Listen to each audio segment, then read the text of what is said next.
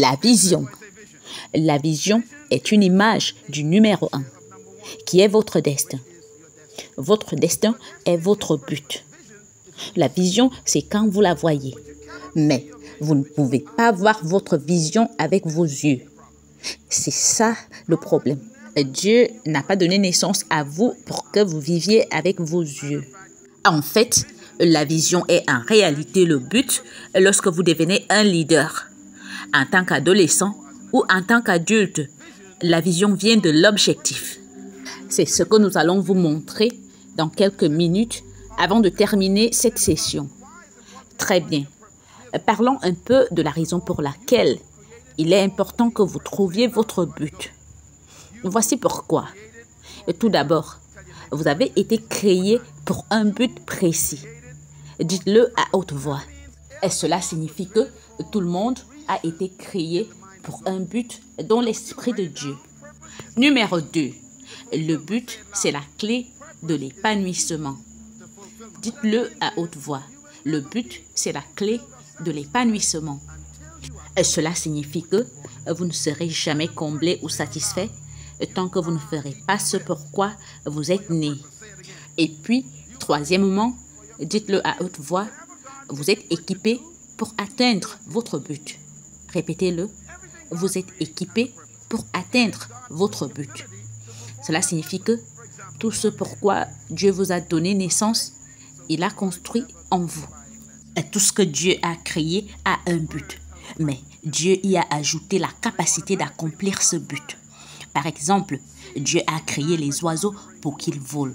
Ce qui fait qu'ils n'ont jamais besoin de prendre des leçons de pilotage.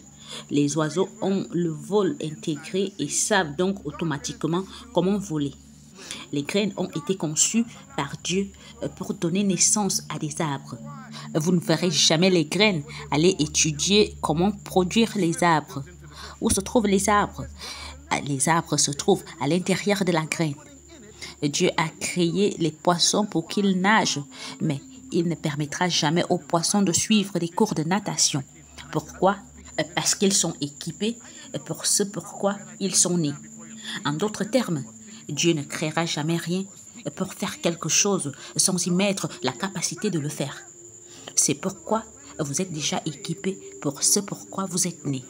Lorsque j'ai écrit ma vision à l'âge de 13 ans, et j'ai dit que je voulais parler à des milliers de personnes, je ne savais pas comment je pouvais me placer devant vous et parler ainsi. De parler devant M. Nelson Mandela ou de parler au roi de ces pays. Non, mais la capacité était là. En d'autres termes, lorsque vous voyez votre rêve, vous découvrez en même temps votre capacité. Votre vision est égale à votre provision. Votre rêve est accompagné de votre équipement. C'est pourquoi, chaque fois que vous avez un rêve pour votre vie, ne laissez personne vous dire qu'il n'est pas réalisable. La capacité de le réaliser est déjà en vous. Numéro 4, lisons à haute voix. Vous avez le potentiel pour atteindre votre but. En d'autres termes, votre destin est dans votre but. Et vous devez découvrir votre but pour maximiser votre potentiel. Une fois que vous avez découvert pourquoi vous êtes né, vous avez automatiquement découvert ce que vous pouvez faire. Et donc, ce qui crée l'équilibre entre le but et le potentiel est déjà construit. Donc, personne ici n'est venu sur terre vide. Vos enseignants à l'école ne savent pas ce que vous avez en vous. Ils n'ont aucune idée de vos capacités. C'est pourquoi, en effet, en tant qu'enseignant, je ne juge vraiment pas les apprenants sur la base de leurs notes. Parce que les notes, c'est juste le résultat d'une période déterminée. Et si vous obtenez un B, un C ou un D, et ça, ce n'est que le résultat d'une période déterminée, ce n'est pas la vérité à propos de vous. J'ai eu plusieurs F à l'école, j'ai eu E à l'école, j'ai eu D à l'école. Mais savez-vous que j'ai obtenu mon diplôme de l'enseignement secondaire comme major de ma promotion? Ils ont été choqués de ma transformation subite et ils me demandaient « Es-tu la même personne ?» Et je leur ai dit « Oui, mais vous m'avez jugé par un examen. Dieu me connaît par la création originale. » En d'autres termes, Ne laissez jamais un examen devenir votre histoire. Ne le laissez pas déterminer votre futur. Si vous n'avez pas eu de bons résultats l'année dernière, ne laissez pas cela influencer l'année suivante. Parce qu'ils ne savent pas le vrai vous grandissant. Ils ne connaissent même pas encore le vrai vous. Vos enseignants ne peuvent même pas imaginer combien vous êtes intelligent. Vous êtes tellement intelligent. Oui, vous êtes plus intelligent que chaque examen que vous avez passé. Seulement, l'examen ne sait même pas à quel point vous êtes intelligent. Vous êtes plus intelligent que cela. Alors, lorsque vous découvrez ce pourquoi vous êtes né, j'appelle cela découvrir votre vie. Et savez-vous, la vie d'un oiseau, c'est de voler. La vie d'un poisson, c'est de nager. La vie d'une graine, c'est de donner naissance à un arbre. Votre vie, c'est exactement ce pourquoi vous êtes né. Et personne n'est venu sur terre sans mission. Maintenant, je veux que vous notiez ceci.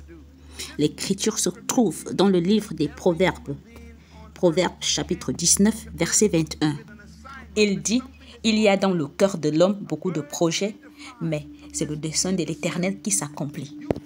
Tu es né pour un but, tu n'es pas une erreur. Alors, peu importe les projets des autres pour votre vie ou même les vôtres, vous ne serez jamais satisfait tant que vous n'aurez pas fait ce pourquoi vous êtes né. Cette écriture signifie que chaque être humain sur terre est venu sur terre pour une mission, avec quelque chose qu'il est censé faire. Les oiseaux sont venus pour voler. Les poissons sont venus pour nager. Vous êtes venus pour quelque chose de très important pour votre génération. C'est pourquoi nous sommes ici pour créer un environnement où vous pourrez vous découvrir. Vous savez, la seule façon de vous découvrir est de découvrir le fabricant qui vous a créé. C'est pourquoi nous avons besoin de Dieu. Nous n'avons pas besoin de Dieu que pour aller au paradis. Nous avons besoin de Dieu pour apprendre à vivre sur terre. Nous devons apprendre à découvrir qui nous sommes, pourquoi nous sommes ici et ce pourquoi nous sommes nés. Et seul Dieu peut nous le dire. Son esprit peut nous le révéler. Et les rêves que vous avez dans votre cœur vous ont été donnés par Dieu lui-même. En fait, vous êtes nés pour un but. Cela signifie aussi que vous avez été conçus pour ce but et accomplir cette destinée. Et vous devez maîtriser et gérer votre raison d'être, sinon vous la perdrez. Permettez-moi de vous donner un exemple.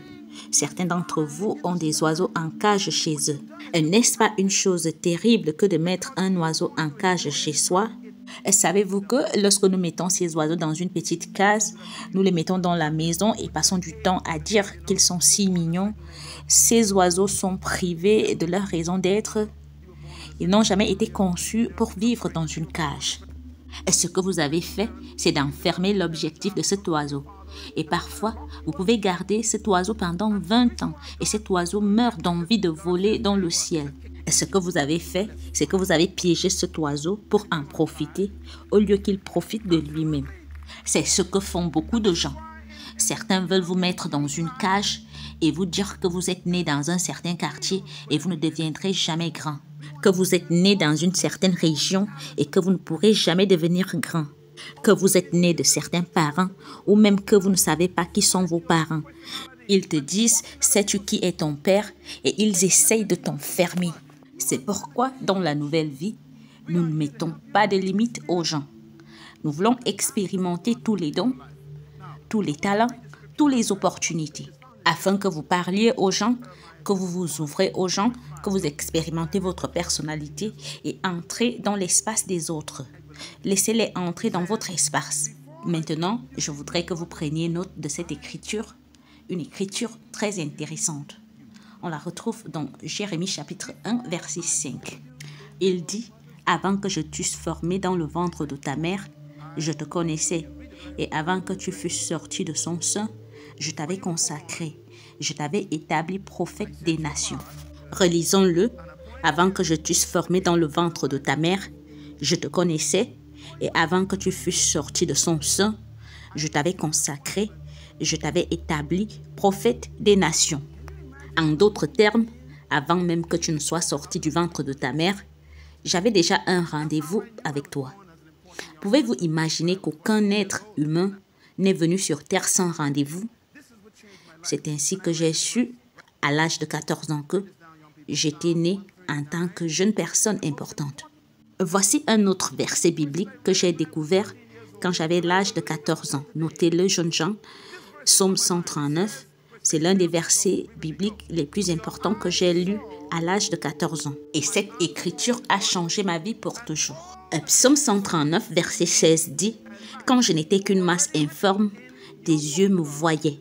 Et sur ton livre étaient tous inscrits les jours qui m'étaient destinés, avant qu'aucun d'eux existât. » Dieu dit, avant ta naissance, j'ai écrit un livre sur toute ta vie. Et qu'avant même que le premier jour ne commence, j'avais terminé. Cela signifie qu'il y a un livre au ciel avec toute ta vie.